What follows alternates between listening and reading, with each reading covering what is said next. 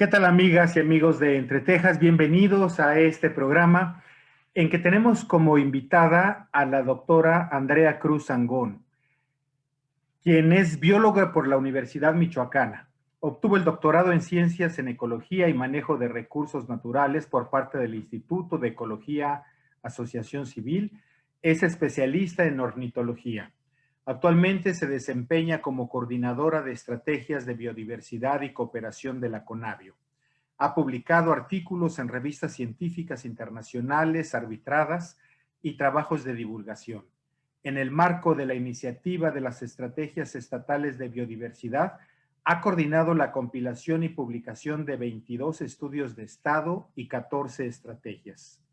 Coordinó la elaboración y edición de los informes nacionales de México ante el Convenio sobre la Diversidad Biológica en su quinta y sexta edición, así como el proceso de actualización de la Estrategia Nacional sobre Biodiversidad de México en Biomex y Plan de Acción 2016-2030. En el marco de la Conferencia de Naciones Unidas para la Biodiversidad, coordinó la organización del Tercer Foro de Ciencia y la Quinta Cumbre Mundial de Ciudades y Gobiernos Subnacionales por la Biodiversidad en 2016.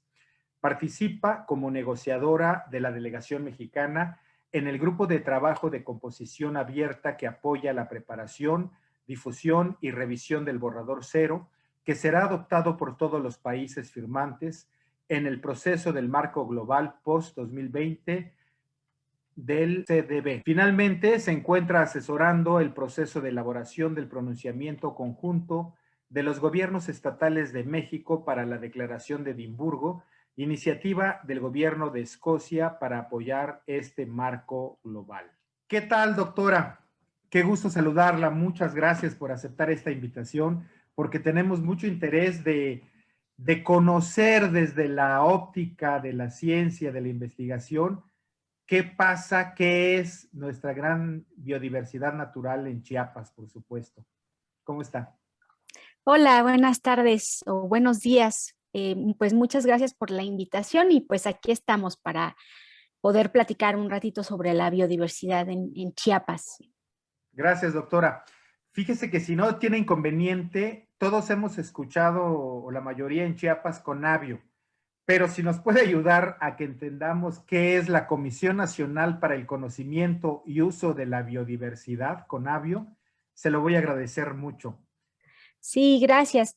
Pues la CONABIO, la Comisión Nacional para el Conocimiento y Uso de la Biodiversidad, es una comisión intersecretarial creada por acuerdo presidencial en 1992 y que tiene la misión de promover, coordinar, apoyar y realizar actividades dirigidas al conocimiento de la diversidad biológica, así como a su conservación y uso sustentable, pues para beneficio de la biodiversidad o de la sociedad en general y conservar la biodiversidad.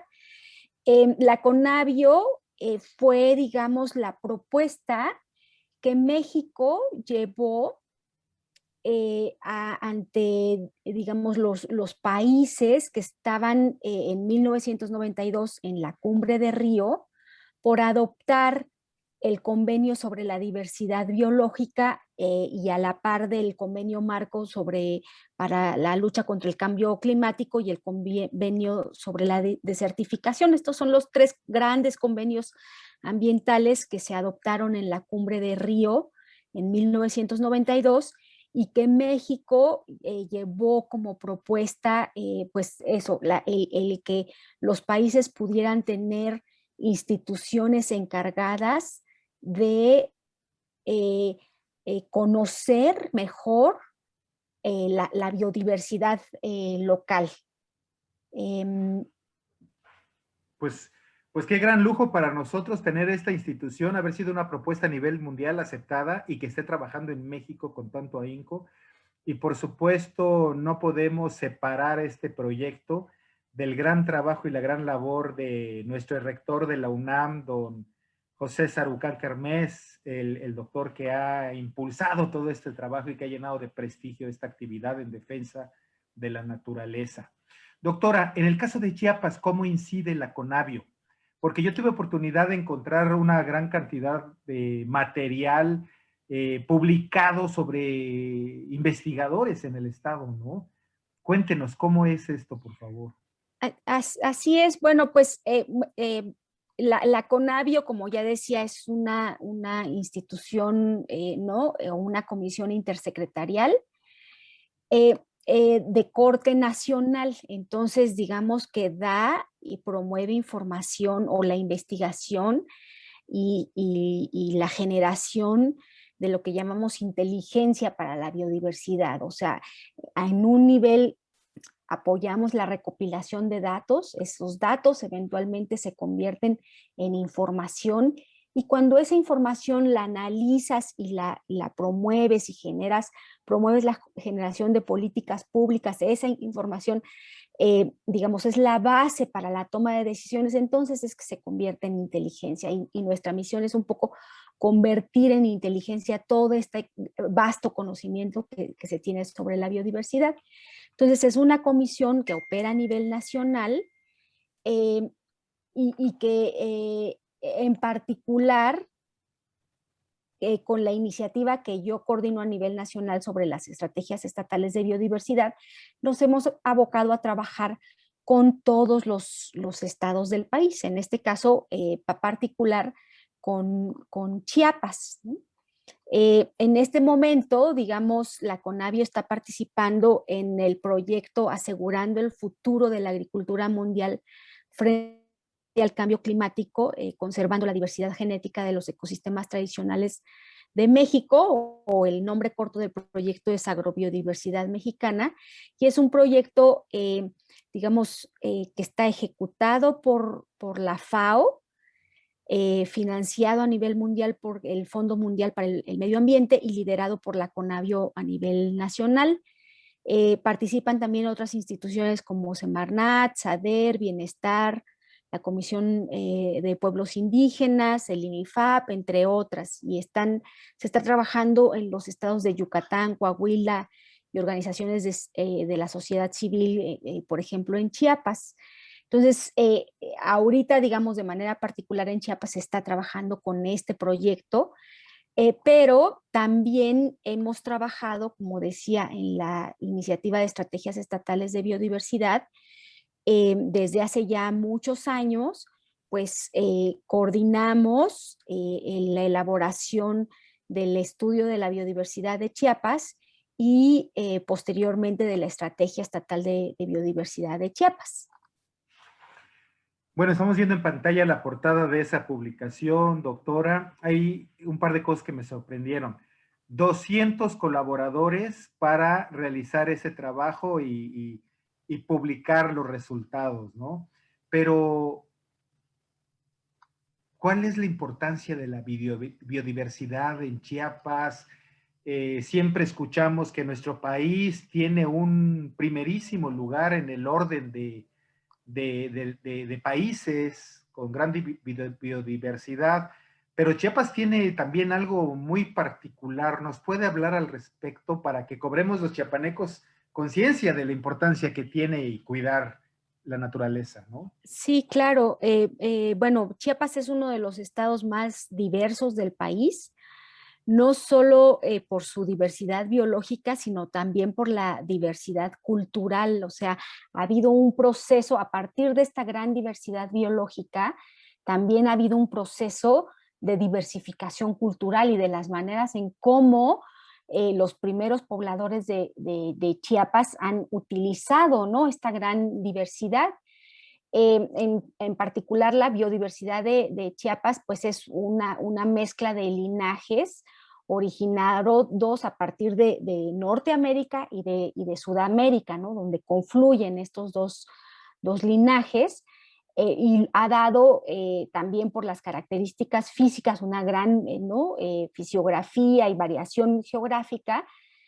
Pues en Chiapas tiene al menos 17 tipos de vegetación o formaciones vegetales que van desde el bosque tropical lluvioso hasta el matorral de dunas costeras, pasando por bosques templados de pino encino, pino liquidámbar, selva baja caducifolia, selva baja espinosa, sabana, tular, popal, o sea, 17, cuando menos 17 tipos de formaciones vegetales, ¿no? A nivel específico, digamos, lo que reporta el estudio, que sabemos que no es, digamos, es lo que tenemos reportado, pero seguramente hay mucho más que no se ha reportado o que el libro, porque se publicó hace algunos años, quizá ya no esté tan actualizado, es que tiene registradas 611 especies de hongos, por ejemplo, ¿no? Tiene una gran cantidad el 70% de la riqueza nacional de helechos, por ejemplo, ¿no?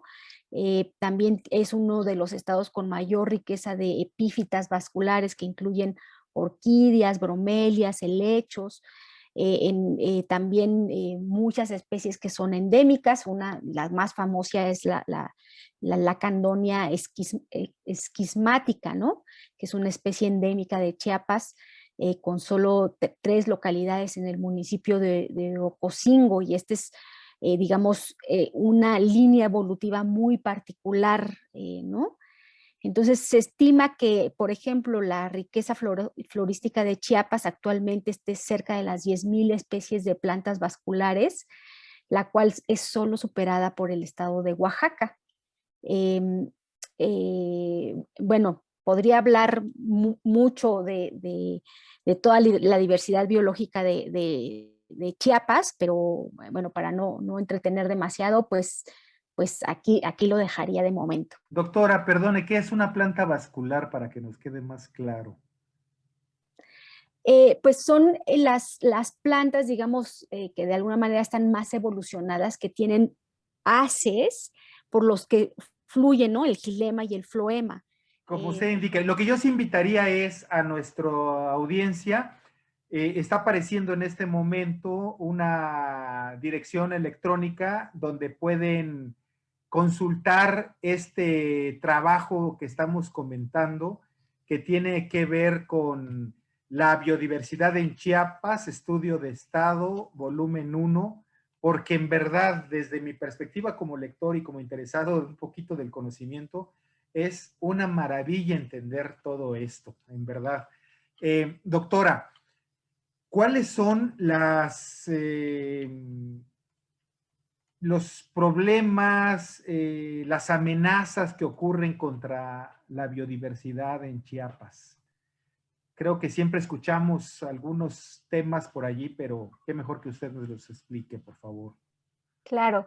Bueno, de principio te respondo así muy rápido sobre las plantas vasculares. Son las que normalmente ubicamos como plantas, ¿no? Todas las plantas que tienen raíz, un tallo aéreo y unas hojas, que es casi todas lo que ubicamos como plantas serían esas, ¿no? Que como te decía, tienen tejidos compuestos por xilema y por floema, ¿no? Que conducen, ¿no? Estos nutrientes a las plantas. Eh, o sea, van desde pteridofitas, angiospermas, ¿no?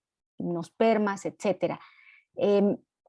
¿Cuáles son, digamos, yo no soy especialista en la biodiversidad de Chiapas? Tenemos, digamos, un conocimiento general sobre los problemas, y seguramente, y bueno, no, obviamente hay muchos otros especialistas en la biodiversidad de Chiapas, pero bueno, a raíz de la compilación del libro, lo que sí te podemos decir es que eh, en Chiapas, como a nivel global, hay, digamos, 5 principales causas de pérdida de biodiversidad, que son la pérdida de hábitat, o sea, la pérdida de ecosistemas debido a la tala inmoderada, al crecimiento de la frontera agrícola, ¿no? A la fragmentación, ¿no? Que van perdiendo conectividad los hábitats, la sobreexplotación de especies y también de sus hábitats, la introducción de especies exóticas invasoras, el cambio de uso de suelo, ¿no? La contaminación y el cambio climático. Bueno, el cambio de uso de suelo tiene que ver con la pérdida de hábitat en este caso. Entonces, esas serían, digamos, las causas. que tanto a nivel global como a nivel nacional y como en Chiapas, son de manera general los principales factores que amenazan a la biodiversidad. La pérdida de hábitat pues, se da por los incendios, por la deforestación, ¿no? Porque van cambiando las dinámicas ecológicas. La contaminación pues es justo por el uso indiscriminado de fertilizantes, de plaguicidas, ¿no? Que además luego van a dar al mar. Eh, por las especies exóticas invasoras, por ejemplo, se han identificado en Chiapas ya en aguas naturales y en presas, especies que no son nativas del lugar, que fueron introducidas, ya sea por introducciones, digamos, eh, que no fueron, digamos, voluntarias, fueron involuntarias o que se escaparon, ¿no? El efecto Nemo de, ay, voy a liberar este pececito aquí para que sea libre, y resulta que es una especie exótica y que causa puede causar muchísimos problemas, ¿no? Perdón, doctora, lo que ha ocurrido, por ejemplo, con la carpa que se ha sembrado en muchos lugares y ha dañado a los peces locales, ¿no? O el caso de la palma corozo en la selva, que fue con la idea de producir un combustible, pero que siendo una especie exógena, llegó a dañar a la vegetación local, ¿no? Ese es el tipo de problemas que han ocurrido. Sí, exacto. En el caso de las especies invasoras, lo que pasa es que como son especies que vienen de otro lugar, normalmente los depredadores naturales de esas especies no están en el lugar, ¿no? que colonizan. Entonces, son especies que tienen características muy importantes, son especies que se reproducen muy rápido y que pueden ser como, pues justo, muy invasivas, y como no tienen un depredador natural, pues es muy fácil que se extiendan, ¿no? Por muchos lugares de manera muy rápida, y es muy difícil controlarlas. Entonces pueden tener pues efectos muy terribles sobre otras especies, por ejemplo, porque se vuelven competidoras de otras especies nativas, que como esas especies sí tienen a sus depredadores, ¿no? naturales en el lugar, pues tienen, digamos, dos vías, ¿no? Em, eh, eh, ¿Cómo se llama? De impacto. Por un lado, las especies exóticas invasoras que están compitiendo con ellas, y por otro lado, los depredadores o las enfermedades u otra cosa así. Entonces, bueno, pues están esas especies exóticas invasoras, ¿no? También. Sí, y esto me recuerda, por ejemplo, en el caso de Comitán se dio una discusión hace algunos años en el sentido de que a alguien se le había ocurrido tratar de plantar en la región algunos árboles con unas flores muy bonitas o según esa autoridad del momento, pensaba que había que decorar y todo muy bonito. Y recuerdo que hubo biólogos que le discutieron y le dijeron, no, tenemos que pensar en las especies endémicas, en lo que es necesario. Digo, ahora voy entendiendo esta importancia de cuidar hasta ese mínimo detalle, ¿no? Porque hasta en el Parque Central pretendían hacerlo, ¿no? De pronto poner especies exóticas, exógenas y el daño que hubiera ocurrido. Bueno, doctora, ya nos habló de las amenazas, hablemos del lado agradable, cuáles son las estrategias de conservación que se impulsan actualmente en el estado de Chiapas para revertir este daño que haya ocurrido y qué instituciones deberían o actualmente impulsan estas estrategias y cuidan de nuestro medio ambiente.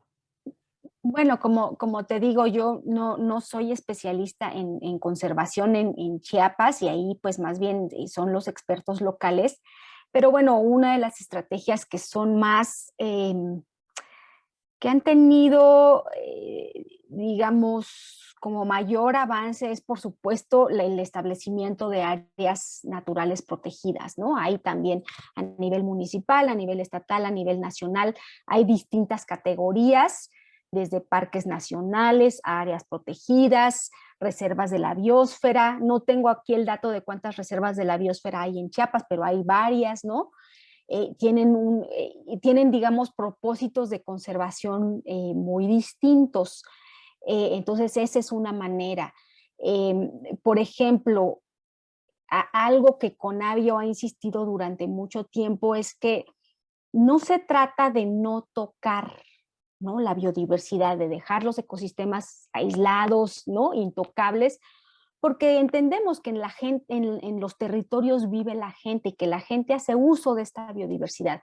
El asunto es cómo hacemos uso de esta biodiversidad, de tal manera que la utilicemos sin tener que acabarnos, sin deteriorar esta matriz ambiental de la que todos dependemos. Y en ese sentido, pues, digamos, Chiapas tiene un muy grande acervo de conocimiento tradicional, que ha ido, ¿no?, ¿no?, evolucionando con los años, de tal manera que eh, hay mucho conocimiento tradicional sobre uso sustentable de la biodiversidad, ¿no? No se lo acababan siempre. Hay otro, ¿no? O sea, no todo el conocimiento tradicional es sustentable, pero hay mucho que sí es sustentable, ¿no? Así como no hay todo el uso que le damos es sustentable. Normal, lo que ha pasado es que pensamos que como son recursos renovables, nunca se van a acabar, y lo que pasa es que si hacemos un uso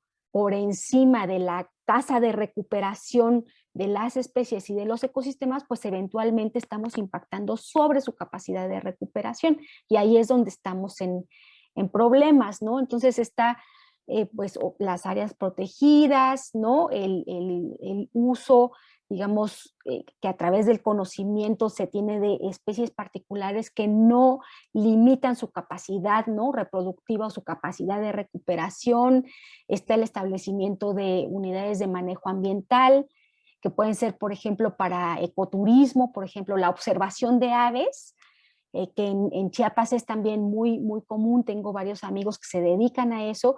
Pues es un tipo de uso de la biodiversidad que no es invasivo. Llevas, ¿no?, tu libretita, tu guía de aves, tus binoculares, y lo que haces es deleitarte y disfrutar de la biodiversidad, ¿no? Pues hay muchísimos usos que se le dan a la biodiversidad, y muchísimos estilos de conservación. Los cafetales, ¿no? El café es una especie introducida, ¿no?, que tiene mucho tiempo en Chiapas, y que hay distintos tipos de manejo de cafetales, ¿no? Desde el cafetal a pleno sol, que requiere, en primer lugar, que elimines toda la sombra y todos los bosques, que además requiere muchos insumos químicos, hasta un cafetal que le llaman rústico, ¿no?, que es muy común también en Chiapas, que lo que hacen es hacer un clareo selectivo. Lo que hacen es talar un poco el sotobosque, sembrar las plantas de café, y dejan la sombra con, digamos, por arriba parecería que es un bosque, y estos son el tipo de café que permite o que conserva una mayor biodiversidad local. Por ejemplo, ¿no? Entonces, o sea, hay muchísimos tipos de, de- de maneras de conservar. Ahí el asunto es que tengas muy claros los objetivos. Si lo que quieres es tener ganancias a corto plazo y no, digamos, pagar las externalidades del deterioro, alguien eventualmente las va a pagar, y las estamos pagando actualmente todos, ¿no? Entonces, el asunto es, pues eso, tener los objetivos a largo plazo, y tener siempre en cuenta que para hacer un uso sustentable de la biodiversidad tienes que pensar en su conservación en el largo plazo. Claro. Doctora, a propósito de lo que nos estaba diciendo, ahí en la publicación a la que hemos hecho referencia y que en verdad los invito a que le echen una leidita, hay una colaboración que se llama Restauración Ecológica La Chiapaneca, de sus colegas Bruce Ferguson y Duncan Golisher, y justamente habla de eso, ¿no? Dicen, los ecosistemas se sanan con el tiempo, pero la recuperación natural puede ser demasiado lenta en relación a las necesidades de los habitantes locales. Es decir, aquel viejo mito de que no hay que tocar la naturaleza para que se mantenga paradisiaca, impoluta, no es cierto. O sea, puede aprovecharse, pero hay que cuidar sustentablemente el medio, ¿no? Ahora, esto me remite a una pregunta. Eh, ¿Por qué ocurre, por ejemplo, que un adulto o un niño tira una basura y no tiene conciencia del daño que puede hacer? O me tocó ver ayer precisamente en un parque a un niño que estaba sentado con su papá en una banca y tenía la mano atrás y estaba quitando las hojitas del arbusto que estaba allí, ¿no? Y rápido reflexioné y dije, el problema es que si el niño no sabe que si está deshojando y está deforestando de esa manera, pues está dañando a un ser vivo. Y eso es falta de conocimiento, de educación justamente. Y creo que ese es un gran problema que tenemos.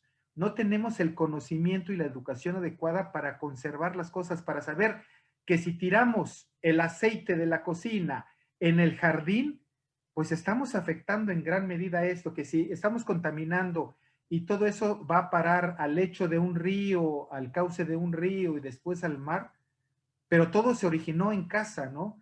Entonces, la educación, el conocimiento, esta información en los niveles básicos de la escuela pueden ser favorables. Lo que se habla en casa, la educación en casa con los papás, porque noto esa indolencia que tiene el origen en el desconocimiento del daño que se causa, ¿no? O el tirar una botella de cloro en una laguna, por ejemplo, que ocurre mucho en esa región. Sí, sí, claro, definitivamente. Creo que uno de los, digamos, principales problemas de por qué no avanzamos más rápido hacia la conservación es justo la falta de conciencia y de educación que tenemos sobre la importancia y el valor que tiene la biodiversidad para nosotros. Pues ya, ¿no? Más del 50% de la población de México vive en áreas urbanas. Y esto lo que ha hecho es que pues, nos hace despegarnos, nos ve, o sea, vemos la naturaleza de manera muy lejana a nosotros, no es nada cercana. Si le preguntas a los niños, ¿no? ¿Cuál es su animal favorito? Seguramente te van a decir que una jirafa o un elefante o un tigre o un león, o sea, es la biodiversidad que nos venden, que viene pues del libro de la selva o del safari africano, ¿no? O sea, no tenemos nada de conocimiento de nuestra biodiversidad local, ¿no? El doctor Sarucán en sus conferencias muchas veces pone una serie de logos, ¿no? De empresas y de marcas de carros y de coches y demás, y dices, pues a un niño le das, ¿no? Esta, y te va a decir, este es Lego, este es Volkswagen, este es, ¿no? Pero si le pones, no sé, una serie de mariposas locales, te va a decir, pues quién sabe cuál es, ¿no? No las sabemos, no las conocemos, eso hemos perdido mucho contacto. A veces pues eso, los vemos como enemigos porque, ¿no? Hay los ratones guácala y las hormigas fúchila y las mosquitas y los mosquitos y, ¿no? Échales insecticida para que se mueran. Y sí, a veces, digamos, en la vida diaria, pues pueden ser molestos, pero justo, por ejemplo, yo tengo algunos vecinos que no pueden ver un solo bicho de lo que sea, porque inmediatamente, ¿no? Porque piensan que son todos malos, ¿no? Entonces, o sea, tenemos esta concepción como de que es una amenaza a la biodiversidad y ahí es donde tenemos que empezar a cambiar, ¿no? Esta imagen, no solo con los niños, porque a los niños les van enseñando esta parte, ¿no? Yo veo que quizá no son todo lo perfecto que nos gustaría, pero los contenidos de los libros tienen, ¿no? Cierto acercamiento sobre aprecio y cuidado de la naturaleza, quizá un poco limitado, siempre se van a ¿no? No tirar basura, cuidar un poco el agua y demás, pero no, a veces podríamos ir un poco más allá sobre a desarrollar este conocimiento más de la naturaleza, ¿no? Pero sí, definitivamente hay una falta de conciencia y creo que, por ejemplo, ahorita estamos teniendo entrevista vía virtual, pues porque todos estamos encerrados en la casa a causa de una pandemia que tiene un origen en el mal uso que hemos hecho de la biodiversidad, en que las barreras naturales para enfermedades zoonóticas las hemos derribado los humanos. Las barreras naturales son los ecosistemas que no contienen a las especies y bueno, pues se enferman las especies, se mueren, lo que sea, pero en la medida en que pues sacamos a las especies de allí, las ponemos en un mercado no local donde están hacinadas, donde están enfermas, donde se están mezclando con otras especies que no estaban en su hábitat natural, pues eso favorece mucho, ¿no? El que haya enfermedades zoonóticas, que son estas especies que brincan de un animal hacia un humano o hacia otro animal. Y es lo que estamos padeciendo, ¿no? Sí es un problema de salud y es un problema económico, pero también es un problema sobre el mal uso que hemos hecho de la biodiversidad. Claro. Doctora, nos alcanza el tiempo todavía para preguntarle cuándo y cómo decidió ser bióloga y ornitóloga. Eh, bueno, pues decidí, yo creo que estaba en la prepa, la verdad es que no tenía mucha idea, tengo un papá que es ingeniero agrónomo de Chapingo, le gustaban las plantas. Yo la verdad es que no tenía mucha idea, me gustaba la ecología, aunque no sabía mucho de qué se trataba, pero fue, digamos, los mejores maestros que tuve fueron de ciencias naturales y creo que eso influyó mucho en, en la parte de decir, ¿no? Esta biología. Yo quizá, y aquí a lo mejor no le gusta mucho a tu público, yo no creo ser bióloga nata. Me gustan las plantas, no tanto los animales.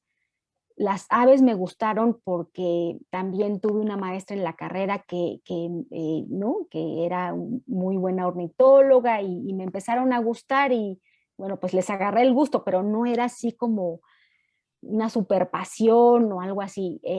Lo disfruté mucho mientras pude ser ornitóloga, pasé mucho tiempo en el campo y demás. Eh, Me gusta la investigación, me gusta hacer preguntas.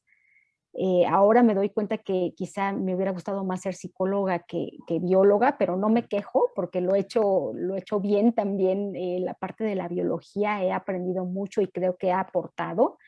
Y lo que ha aportado lo he hecho bien, pero fue un poco, pues eso, creo que muchas veces lo que pasa es que pues eso, de chiquito sí tuve, por ejemplo, muchas oportunidades de explorar, ¿no? Mis papás fomentaban mucho que exploráramos, que viéramos, que hiciéramos preguntas. Entonces es eso, ¿no? O sea, sí había una curiosidad nata, porque siempre fui curiosa. Te digo, no me encantaban los animales, me gustaban más las plantas. Yo pensaba que iba a ser más botánica que ornitóloga, pero finalmente, bueno, la ornitología me gustó ¿no? Las aves siempre las ves, te tienes que levantar temprano, pero yo soy tempranera. Las ves, pero además las aves, a diferencia de muchos otros bichos, es que las ves siempre pues en árboles, entonces terminas aprendiendo de otras cosas, de plantas, de árboles, ¿no? O sea, también aprendí mucha botánica a partir de la ornitología, ¿no? Aprendí mucho de otras cosas. Sí, no puedo decir que haya sido una cosa nata, no creo. No, La pero cuestión, alguien tiene que hacer el trabajo desde gabinete, reunir todos los estudios, orquestarlos, difundirlos, y creo que ahí está la gran labor suya. Y yo como chiapaneco, y creo que mucha gente se sumaría a mi comentario, agradecerle a usted, por supuesto, su trabajo y agradecerle a la Conavio esta preocupación por la naturaleza en Chiapas y por estos 22 trabajos ya, estudios de estado sobre la biodiversidad en cada uno de los estados y este libro en Chiapas, y lo comentaba al principio, ojalá que lo tengamos actualizado pronto, que haya iniciativa por parte del gobierno, por parte de la sociedad civil y que tengamos Conavio para mucho tiempo por delante, porque lo que se ha formado allí en términos de recursos humanos, intelectuales, debe permanecer ante los embates que van ocurriendo, ¿no? Gracias de veras, doctora, por esta entrevista y por la gran labor que han hecho en defensa de la biodiversidad. No, pues es parte de la misión de Conavio, lo hacemos con mucho gusto, muy comprometidos por el trabajo que sabemos que tenemos que hacer.